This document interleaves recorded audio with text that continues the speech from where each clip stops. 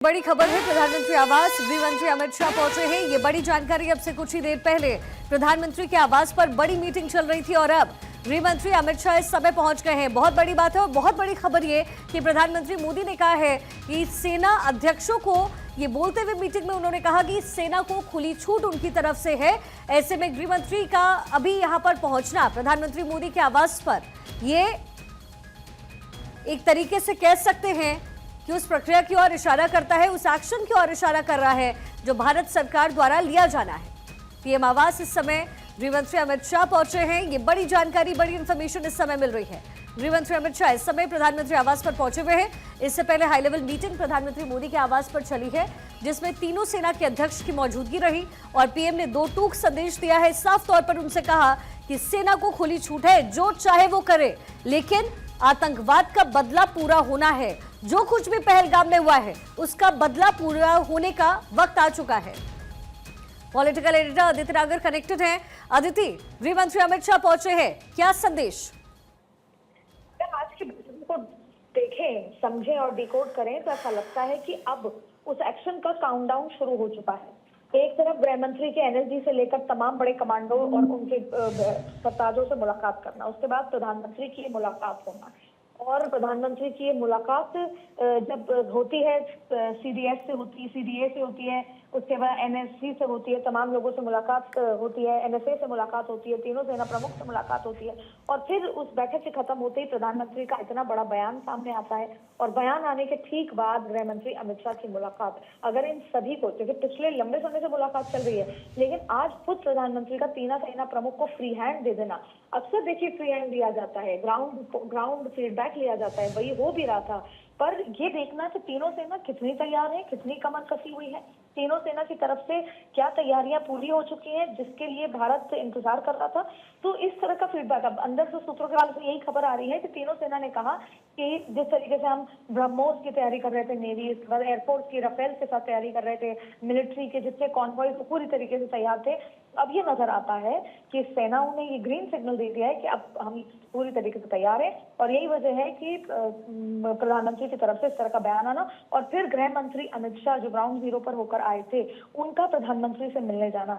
अब अगर कड़ियों को जोड़ना ही है तो ये बात साफ नजर कह सकते हैं कि आज की रात भी कयामत की रात हो सकती है, लेकिन जाहिर तौर पर इन गतिविधियों को देखते हुए ये भी समझ आ रहा है कि पाकिस्तान भी अपने जो बेस्ट ऑफिसर्स हुए, अपनी पूरी आर्मी को जमीन पर उतार चुका है। पाकिस्तान भी अपने एयर स्पेस पे गश्त के लिए पूरी तरीके से अलर्ट होगा, लेकिन ऐसी स्थिति में भारत में जो मुलाकातों का दौर है वो भी हाई लेवल। बिल्कुल अदिति, लेकिन जो भारत के पास शक्ति है वो पाकिस्तान के पास नहीं, ट्रियाड की शक्ति है और जाहिर तौर पर खबरें ये भी मिल रही है कि पाकिस्तानी सेनाओं में जो लोग हैं, जो सेना में भर्ती लोग हैं, उनके इस्तीफे लगातार हो रहे हैं।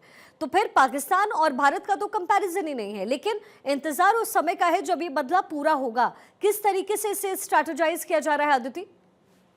देखिए, इसको चौतरफे तरीके से स्ट्रैटेजी की जा रही है। एक तरफ आपने देखा कैसे डिप्लोमेटिक स्ट्राइक करी है, दूसरी तरफ आपने देखा कि जैसे वीजा का 48 घंटे का समय दिया, अब जो पाकिस्तान नेशनल्स हैं वो वापस जा रहे हैं, वो भी एक साइकोलॉजिकल स्ट्राइक है। पानी बंद करना सबसे बड़ी एक स्ट्राइक थी। उसके साथ साथ आप देखेंगे कैसे जो दूसरा एक्शन, आप हर राज्यों में बांग्लादेश से आए बांग्लादेशी और जिनके पास कागजात नहीं है लीगल, उनको वापस भेजना, और फिर सबसे बड़ी स्ट्राइक है जिस तरीके से सेना का तैयार होना और फिर पाकिस्तान में उनकी सेना से इस्तीफे होना। तो ये मेंटल स्ट्राइक तो है ही, साइकोलॉजिकल स्ट्राइक तो है ही, लेकिन इसके अलावा भारत उस तरह का देश है कि वो इंटरनेशनल लेवल पर भी सबसे बात कर रहा है। क्योंकि आप देखिए सऊदी अरब, आप इसको अगर बहुत बेहतर से समझें, सऊदी अरब होते हुए जिस दिन प्रधानमंत्री अटैक हुआ वो सऊदी अरब पे, सऊदी अरब भारत का अच्छा देश है, लेकिन अगर रिलीजियस टूरिज्म के लिहाज से देखें तो वो पाकिस्तान में अगर अटैक होता है तो सीधा सीधा इफेक्ट सऊदी अरब होगा। ईरान भी आप देखें कि गल्फ कंट्रीज किसकी तरफ जाती हैं अगर इस तरह का चीज होती है। दूसरी बड़ी बात है चाइना।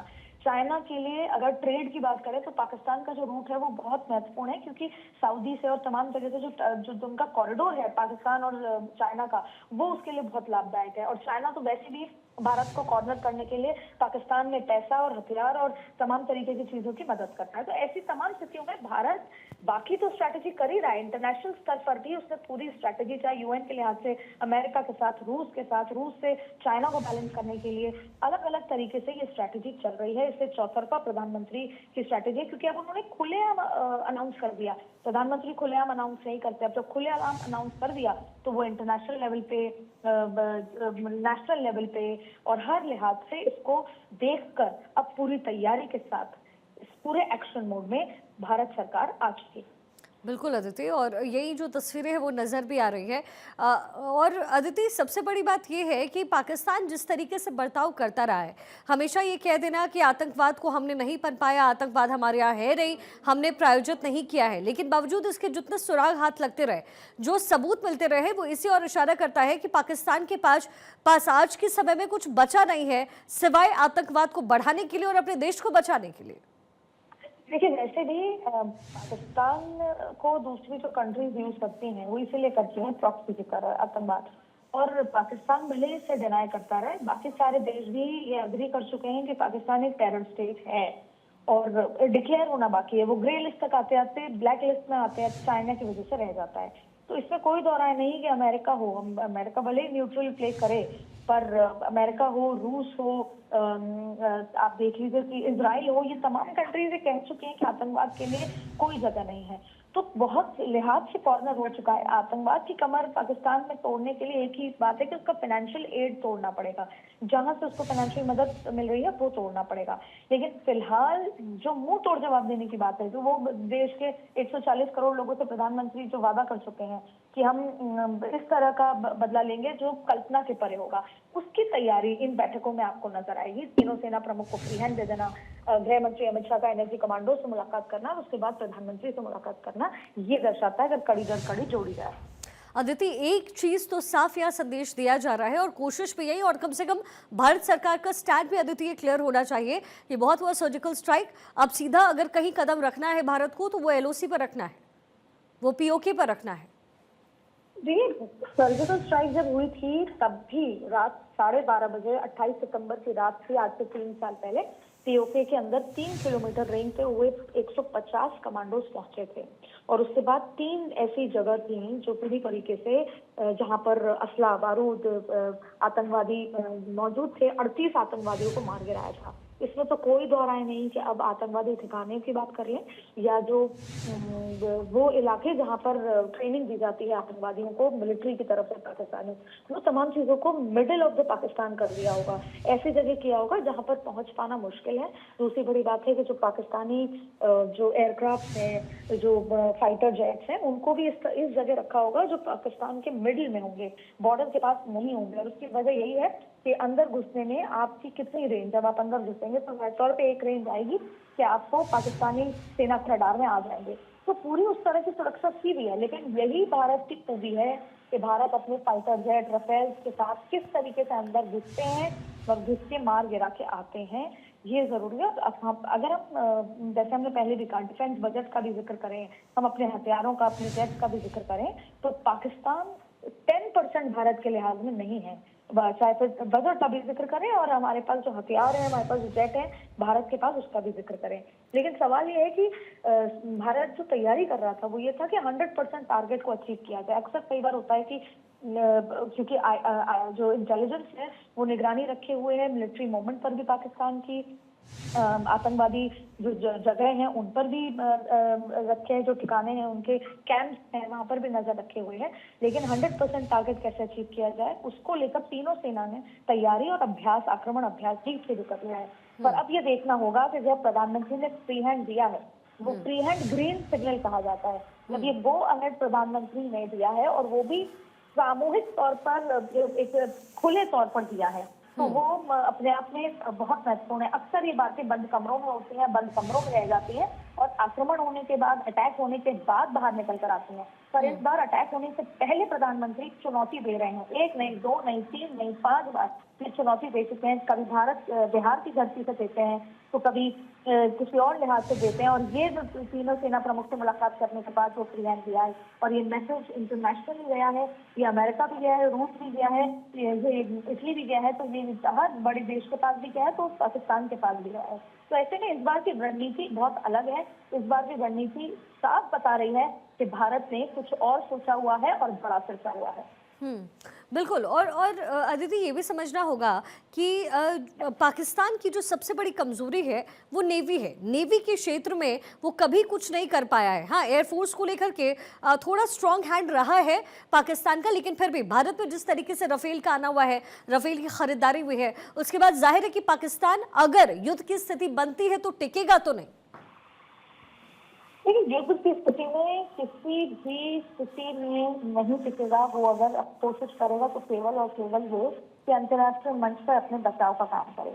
जिस तरीके से पाकिस्तान की जो आर्मी है वो छोड़कर रिजाइन करके जा रही है। मैं पहले ही कहा कि हमारे फाइटर जेट और उनके फाइटर जेट का भी कंपैरिजन किया जाए तो वो कंपेरेबल नहीं है। तो युद्ध की स्थिति में पाकिस्तान किसी तरीके से नहीं टिकेगा। अगर भारत अभी वोटर इमरजेंसी पाकिस्तान को अनाउंस करनी पड़ी जब हल्का सा 26 तारीख को पानी खोल दिया गया, सिर्फ भारत ने अपने पानी का डेटा देना बंद कर दिया है। तो किसी भी स्थिति में पाकिस्तान टिक ही नहीं सकता। जाहिर है। और फिलहाल जी आदित्य, बहुत शुक्रिया। हमारे साथ डिफेंस एक्सपर्ट उत्तम कुमार देवनाथ, यूके देवनाथ सर जुड़े हुए हैं। सर, बहुत स्वागत है आपका भारत 24 पर। लेकिन ये बड़ी स्ट्रैटेजी जो सेना अपनाती हुई नजर आ सकती है सर, क्या ऑप्शंस है देवनाथ सर? जी हाँ, बहुत ही बड़ा डिसीजन है। ये दर्शाता है कि भारत की जो टॉप पॉलिटिकल लीडरशिप है उसका भारत की सेना पर पूरा यकीन है। हाँ, भारत की सेना जो है इस ऐसी इवेंचुअलिटी के लिए हमेशा प्रस्तुत रहती थी, ट्रेनिंग करती थी, तैयार रहती थी। अब जब आर्मी, नेवी, एयरफोर्स को छूट दे दी गई है तो छोटे छोटे ऑप्शंस तो कुछ तो ऐसे हैं जो कि पहले भी हो चुके हैं।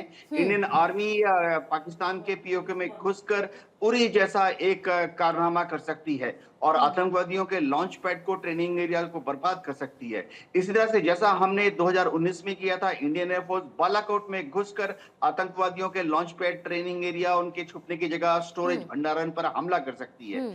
इस बार एक नया आयाम भी है। इस बार ये तय किया गया है कि इंडियन नेवी भी अगर चाहे तो पाकिस्तान की जो कोस्टल एरियाज हैं वहां पर कराची बंदरगाह पर या ग्वादर बंदरगाह को घेर ले, यानी ब्लॉकेट कर दे, उसको चोक कर दे। यानी हमारी नेवी के 3 या 4 शिप्स वहां डिप्लॉय होंगे और पाकिस्तान से एक्सपोर्ट इंपोर्ट को ही हम बंद कर देंगे।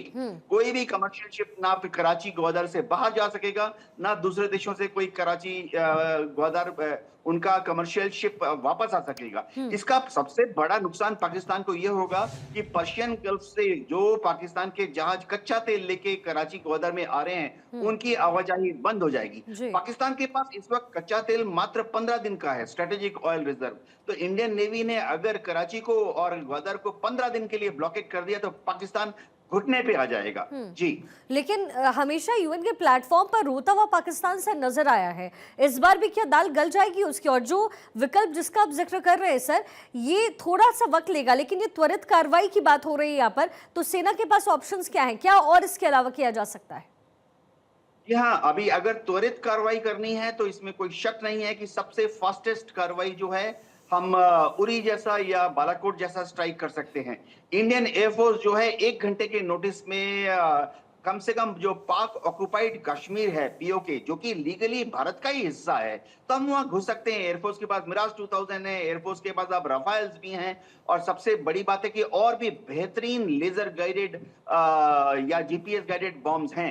1 घंटे में इंडियन एयरफोर्स इस कार्रवाई को अंजाम दे सकती है। इंडियन आर्मी को भी बहुत द्रुत गति से एक्शन ले सकती है। अगर हमें वहां अंदर पीओके में कमांडोज को भेजना है या स्पेशल फोर्सेस को भेजना है तो हम हमारी एयरफोर्स के अटैक हेलीकॉप्टर्स का इस्तेमाल कर सकते हैं। एयरफोर्स के जो ट्रुप कैरियर हेलीकॉप्टर्स हैं उसका इस्तेमाल कर सकते हैं। तो महज 2 घंटे के नोटिस में इंडियन एयरफोर्स और हमारे फौज के जांबाज कमांडो और जो स्पेशल फोर्सेस हैं ऐसे एक अटैक को 2 घंटे के अंदर कर सकते हैं। हाँ, इंडियन नेवी को अगर डिप्लॉय करना पड़ेगा तो मैं दर्शकों को बता दूं, अब ये सीक्रेट नहीं है, नेवी के जहाज पहले से ही 3 दिन पहले, 2 दिन पहले, 1 दिन पहले से ही फॉरवर्ड लोकेशन में चले गए थे उत्तरी अरब सागर में। तो वो भी महज 6 घंटे में कराची या गोदार पोर्ट का कल सुबह तक देवराज सर, आसानी से हमने उरी अटैक देखा, हमने एयर स्ट्राइक देखा, किस तरीके से भारत ने पाकिस्तान के साथ किया और उस समय ये हुआ, लेकिन इस समय नेवी का विकल्प कितना स्ट्रांग है पाकिस्तान के पास? और सर, न्यूक्लियर ट्रियाड में की क्या संभावनाएं बनते हुए आप देख रहे हैं इस बार, इस जरिए हमला करना या अटैक करना, युद्ध की स्थिति बनना? जी हाँ, इस बार नेवी बहुत ही तैयार थी, तत्पर थी। हमें नहीं भूलना चाहिए कि 1971 वार में भी 3 दिसंबर को जैसे ही युद्ध चालू हुआ था तो इंडियन नेवी की जो फास्ट अटैक पेट्रोल बोट्स थी, उन्होंने दौड़ के कराची तक पहुंचे थे। कराची पर उन्होंने स्टिक्स surface to surface missile fire किए थे, पूरे कराची बंदरगाह को आग लगा दी थी 1971 के 3 दिसंबर को। ऐसा कुछ कार्रवाई भी हम कर सकते हैं। देखिए, जहां तक न्यूक्लियर डेटरेंस की बात है, पाकिस्तान बहुत डरा हुआ है, घबराया हुआ है। वो सोचता है कि न्यूक्लियर हथियार का इस्तेमाल करेगा, लेकिन न्यूक्लियर हथियार का इस्तेमाल करना इतना आसान नहीं है पाकिस्तान के पास। अगर वो के दावा करते हैं कि उनके पास पाव के अटैक न्यूक्लियर बॉम्ब है, तो इंडिया के पास भी हमारा जो सबसे छोटा बॉम्ब है वो 1 किलो न्यूटन का है, और हमारा जो सबसे बड़ा वाला बॉम्ब है वो 100 किलो न्यूटन का है। तो और हमारे पास पाकिस्तान के मुकाबले ज्यादा वॉर हेड है। हमारी जो डिलीवरी सिस्टम से, चाहे वो जमीन से जमीन पर फायर करने वाली अग्नि हो, पृथ्वी हो, ब्रह्मोस हो, ज्यादा एक्यूरेट है। पाकिस्तान को महज, अगर पाकिस्तान ने गुस्ताखी से एक भी छोटा वाला न्यूक्लियर बॉम्ब भारत पर छोड़ा, महज जो रिटेलिएट करेंगे, यानी बदले की भावना से जो हमारे सारे बॉम्ब छोड़ेंगे, पाकिस्तान मटियामेट हो जाएगा, राख बन जाएगा। बिल्कुल। हमारे साथ डिफेंस एक्सपर्ट बीएन झा भी इस समय कनेक्टेड है। सर, स्वागत है आपका भारत 24 पर। सर, इस समय कैसे स्ट्रैटेजाइज करेगी सेना, क्योंकि पीएम ने साफ तौर पर उनसे कहा है कि आपको खुली छूट हमारी तरफ से है, क्या ऑप्शंस आप देखते हैं सर? मेरा सोचना थोड़ा अलग है। देखिए, जब भी आप अपने आप को लिमिट करते हैं कि अभी इमीडिएटली अटैक करना है, तो जब तक कि कोई ऐसी इमरजेंसी ना हो कि अभी ही अटैक करना है, इसी विंडो में अटैक करना है, तब तक आप अपने सारे एयरक्राफ्ट को, अपने जवानों को, जो पायलट्स हैं, जो भी हैं, उनको आप खतरे में नहीं डालिए। क्योंकि जब आप वो विंडो देते हैं, जब वो आप एक टाइम देते हैं एनिमी को, तो वो अपने सारे रडार, सारे डिफेंस सिस्टम, सारे एक्टिव सिस्टम, उसके जो सहायक हैं, जो भी कंट्री हैं, वो भी अपना रडार ऑन रखेगा और हर तरह से वो चौकन्ना रहेगा और आपको कहीं न कहीं क्षति पहुंचाने की कोशिश करेगा। इसलिए जब आपके पास में ये ऑप्शन है कि आप टाइम चुनें, आप वो जगह चुनें कहाँ अटैक करना है, और इसका हिंट अपने दुश्मन को लगने भी ना दें। और ये भी ऐसा दुश्मन है जो कि सतह पे नहीं है। ये गोरिल्ला वार में ये जिहादी स्पेशलिस्ट हैं, और जब से ये अटैक हुआ है हमारे सिविलियंस के ऊपर में, तब से उन्होंने तो लॉन्च पैड्स हमने सुना है कि खाली कर दी है। तो इसलिए ये डरे हुए हैं, छुपे हुए हैं। जहां भी इनको बिल मिलेगा वो अभी छुपेंगे, और इस हम लोग वहम में रहेंगे कि हमने अटैक कर दिया सो जगह पे, लेकिन ये बच निकलेंगे। तो इसलिए सेना के पास कोई भी कंपल्शन नहीं है कि आज ही या कल ही या आज रात में, नहीं, ऐसी कोई कंपल्शन। लेकिन जहाँ से लोगों को तो इंतजार है, मुझे लगता है कि जितना ये वक्त और बीत रहा है, लोगों को इंतजार कहीं ना कहीं एक तरीके से जो